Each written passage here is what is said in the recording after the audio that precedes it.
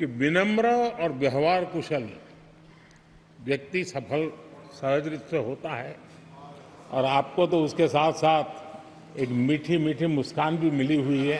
आपके चेहरे को ये मीठी मीठी मुस्कान पूरे सदन को भी प्रसन्न रखती है। आप समझ सकते हैं कि स्पीकर का काम कितना कठिन है कि उसके लिए दोबारा जीतना मुश्किल हो जाता है, लेकिन आप जीत करके आए हैं। माननीय प्रधानमंत्री जी,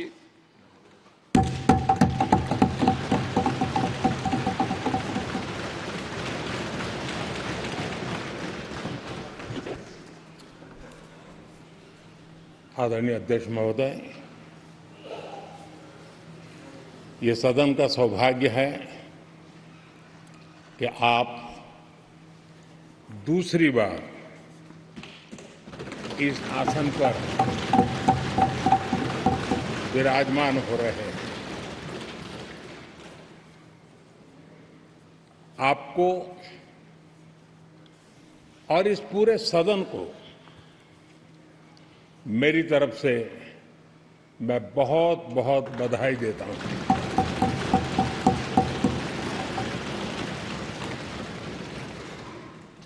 आदरणीय अध्यक्ष जी, मेरी तरफ से आपको शुभकामनाएं हैं, लेकिन इस पूरे सदन की तरफ भी आपको अनेक अनेक शुभकामनाएं। अमृत काल के इस महत्वपूर्ण कालखंड में दूसरी बार इस पद पर विराजमान होना बहुत बड़ा दायित्व आपको मिला है।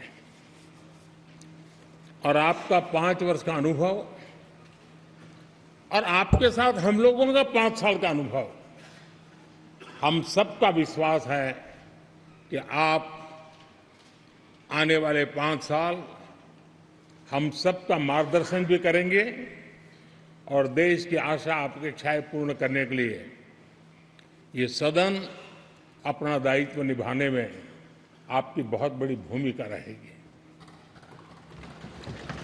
आदरणीय अध्यक्ष जी, हमारे शास्त्रों में कहा गया है कि विनम्र और व्यवहार कुशल व्यक्ति सफल सहज रूप से होता है। और आपको तो उसके साथ साथ एक मीठी मीठी मुस्कान भी मिली हुई है। आपके चेहरे को ये मीठी मीठी मुस्कान पूरे सदन को भी प्रसन्न रखती है। मुझे विश्वास है आप हर कदम पर नए प्रतिमान, नए कीर्तिमान गढ़ते आए हैं। 18वीं लोकसभा में स्पीकर का कार्यभार दूसरी बार संभालना, ये अपने आप में एक बड़ा नया रिकॉर्ड बनते हम देख रहे हैं। श्री बलराम जाखड़ जी, वो पहले ऐसे अध्यक्ष थे जिन्होंने 5 साल कार्यकाल पूरा करके फिर दोबारा उनको स्पीकर बनने का अवसर मिला था। उसके बाद आप हैं जिन्हें 5 पूर्ण करने के बाद दोबारा इस पद पर आसीन होने का अवसर मिला। गत 20 साल का एक ऐसा कालखंड रहा है कि ज्यादातर स्पीकर या तो उसके बाद चुनाव नहीं लड़े हैं या तो जीत करके नहीं आए हैं। आप समझ सकते हैं कि स्पीकर का काम कितना कठिन है कि उसके लिए दोबारा जीतना मुश्किल हो जाता है, लेकिन आप जीत करके आए हैं। इसके लिए एक नया इतिहास आपने गढ़ा। आदरणीय अध्यक्ष जी, इस सदन में ज्यादातर हमारे सभी माननीय सांसद आपसे परिचित हैं आपके जीवन से भी परिचित है। और पिछली बार मैंने इस सदन में आपके संबंध में काफी कुछ बातें रखी भी थी और मैं आज उसको दोहराना नहीं चाहता हूं, लेकिन मैं एक सांसद के रूप में और हम सभी सांसद के रूप में आप जिस प्रकार से एक सांसद के नाते काम करते हैं, ये भी जानने योग्य है और बहुत कुछ सीखने योग्य है। मुझे विश्वास है कि आपकी कार्यशैली एज ए सांसद भी हमारे जो फर्स्ट टाइमर सांसद हैं, हमारे युवा सांसद हैं, उनको जरूर प्रेरणा देगी। आपने अपने कार्यक्षेत्र में, संसदीय क्षेत्र में स्वस्थ मां और स्वस्थ शिशु एक कमिटमेंट के साथ जो अभियान चलाया है और सुपोषित मां, इस अभियान को आपने जिस प्रकार से अपने क्षेत्र में प्राथमिकता देकर के खुद को इन्वॉल्व करके किया है, वो वाकई प्रेरक है। आपने कोटा के ग्रामीण क्षेत्रों में हॉस्पिटल ऑन व्हील्स, ये भी एक मानव सेवा का उत्तम काम, जो राजनीतिक कामों के सिवाय करने वाले कामों में आपने किया है, वो भी अपने आप में गांव-गांव लोगों को स्वास्थ्य सेवाएं पहुंचाने में मदद कर रहा है। आप नियमित रूप से गरीबों को कपड़े, कंबल, मौसम के अनुसार छाता की जरूरत है छाता, जूते, ऐसी अनेक सुविधाएं समाज के आखिरी तबके के जो लोग हैं उनको खोज करके पहुंचाते हैं। खेलों में प्रोत्साहन देना आपके क्षेत्र के युवकों में, यह आपने एक प्राथमिकता के रूप से काम उठाया है।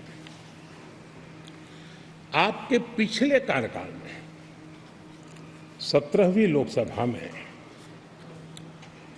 मैं कहता हूं कि संसदीय इतिहास का वो स्वर्णिम कालखंड रहा है।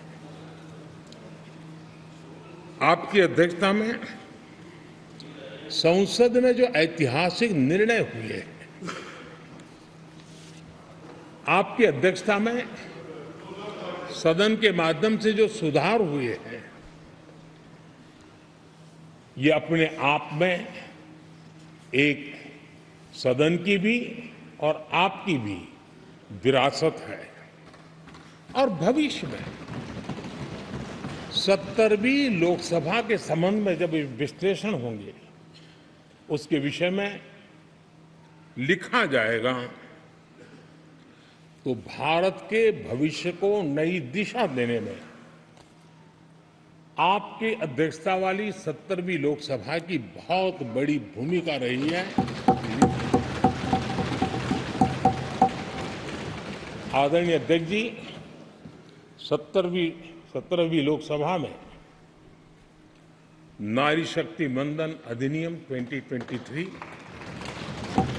जम्मू कश्मीर पुनर्गठन विधेयक, भारतीय न्याय संहिता, भारतीय साक्ष्य बिल, भारतीय नागरिक सुरक्षा संहिता, सामाजिक सुरक्षा संहिता, digital personal data protection bill, मुस्लिम महिला विवाह अधिकार संरक्षण विधेयक,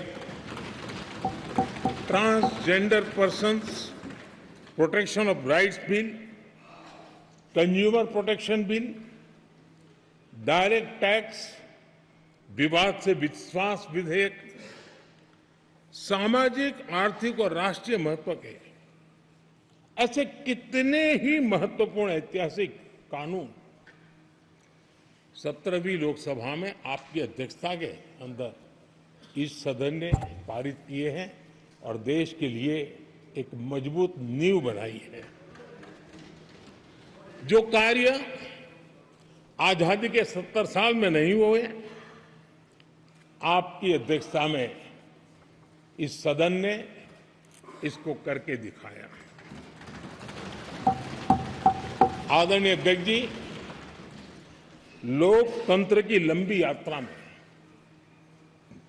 कई पड़ाव आते हैं। कुछ अवसर ऐसे होते हैं जब हमें कीर्तिमान स्थापित करने का सौभाग्य मिलता है। 17वीं लोकसभा में उपलब्धियां, मुझे पूरा विश्वास है देश आज भी और भविष्य में उसका गौरव करेगा। आज देश अपनी आकांक्षाओं की पूर्ति के लिए भारत को आधुनिक बनाने की दिशा में जब हर तरह से प्रयास हो रहे हैं, मैं मानता हूं कि ये नया संसद भवन भी अमृतकाल के भविष्य को लिखने का काम करेगा और वो भी आपकी अध्यक्षता में।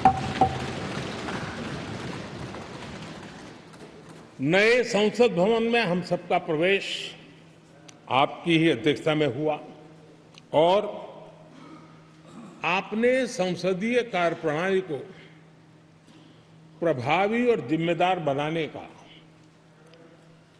कई महत्वपूर्ण फैसले लिए हैं और इसलिए लोकतंत्र को मजबूती देने में मदद मिली है। लोकसभा में हम पेपरलेस डिजिटल व्यवस्था से आज काम कर रहे हैं। पहली बार आपने सभी माननीय सांसदों को ब्रीफिंग के लिए एक व्यवस्था खड़ी की। इससे सभी माननीय सांसदों को भी आवश्यक रेफरेंस मटेरियल मिला।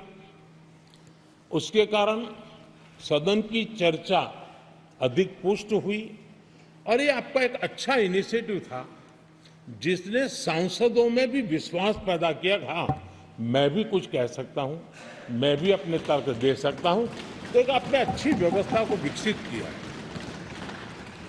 आदरणीय अध्यक्ष जी, G20 भारत की सफलता के एक महत्वपूर्ण पृष्ठ है, लेकिन बहुत कम चर्चा हुई है, वो है P20 और आपके नेतृत्व में G20 देशों के जो पीठासीन अधिकारी हैं, स्पीकर्स हैं, उनका सम्मेलन आपकी अध्यक्षता में हुआ और अब तक P20 के जितने सम्मेलन हुए उसमें ये ऐसा अवसर था कि दुनिया के सर्वाधिक देश आपके निमंत्रण पर भारत आए और बहुत ही उत्तम प्रकार के निर्णय उस समिट में हुए और उसने विश्व में भारत की लोकतंत्र की जो प्रतिष्ठा है उसको गौरव देने में बहुत बड़ा रोल अदा किया है। आदरणीय अध्यक्ष जी, ये हमारा भवन ये सिर्फ 4 दीवारें नहीं है। हमारा ये संसद 140 करोड़ देशवासियों की आशा का केंद्र है।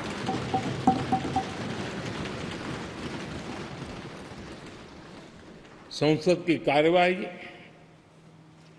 जवाबदेही और आचरण हमारे देशवासियों के मन में लोकतंत्र के प्रति जो उनकी निष्ठा है उसको और अधिक मजबूत बनाता है। आपके मार्गदर्शन में 17वीं लोकसभा उसकी प्रोडक्टिविटी 25 साल के हाईएस्ट लेवल पर 97% रही और इसके लिए सब माननीय सदस्य तो अभिनंदन के अधिकारी हैं, लेकिन आप विशेष अभिनंदन के अधिकारी हैं। कोरोना जैसे मुश्किल कालखंड में आपने हर सांसद से व्यक्तिगत फोन पर बात करके उनका हाल पूछा। कहीं किसी सांसद की बीमारी की खबर आई तो आपने सदन के अध्यक्ष के नाते व्यक्तिगत रूप से उसकी चिंता की, और वो सभी दल के सांसदों से जब मुझे सुनने को मिलता था, मुझे बड़ा गर्व होता था कि जैसे आप इस सदन के परिवार के मुखिया के रूप में उस कोरोना कालखंड में भी व्यक्तिगत चिंता करते थे। कोरोना काल में भी आपने सदन का काम रुकने नहीं दिया। सांसदों ने भी आपके हर सुझाव को सर आंखों पे चढ़ाया। किसी को ऊपर बैठने के लिए कहा तो वो वहां जाके बैठा, किसी को दूसरे जगह भी जाके बैठने के लिए कहा तो वो भी बैठा। लेकिन देश के काम को किसी ने रुकने नहीं दिया। लेकिन आपने ये जो फैसले किए उसका परिणाम है कि हम उस कठिन कालखंड में भी कार्य कर पाए। और एक खुशी की बात है कि कोरोना काल में सदन ने 170% प्रोडक्टिविटी, ये अपने आप में दुनिया के लिए एक बहुत बड़ी खबर है। आदरणीय अध्यक्ष जी, हम सब चाहते हैं कि सदन में आचरण, सदन के नियमों का पालन हम सब करें, और आपने बड़े सटीक तरीके से, संतुलित तरीके और कभी कभी कठोरता के साथ भी फैसले लिए हैं। मैं जानता हूं कि ऐसे निर्णय आपको पीड़ा भी देते हैं, लेकिन सदन की गरिमा और व्यक्तिगत पीड़ा के में आपने सदन की गरिमा को पसंद किया और सदन की परंपरा को बनाने का प्रयास किया। ये साहसपूर्ण काम के लिए भी आदरणीय अध्यक्ष जी, आप अभिनंदन के अधिकारी हैं। मुझे विश्वास है आदरणीय अध्यक्ष जी, आप तो सफल होने ही वाले हैं, लेकिन आपकी अध्यक्षता में ये 18वीं लोकसभा भी बहुत सफलतापूर्वक देश के नागरिकों के सपनों को पूर्ण करेगी। मैं फिर एक बार आपको इस महत्वपूर्ण दायित्व के लिए और देश को विकास की नई ऊंचाइयों पर ले जाने वाले इस सदन की अध्यक्षता के लिए हृदय से बहुत बहुत शुभकामनाएं देता हूं, बहुत बहुत बधाई देता हूं।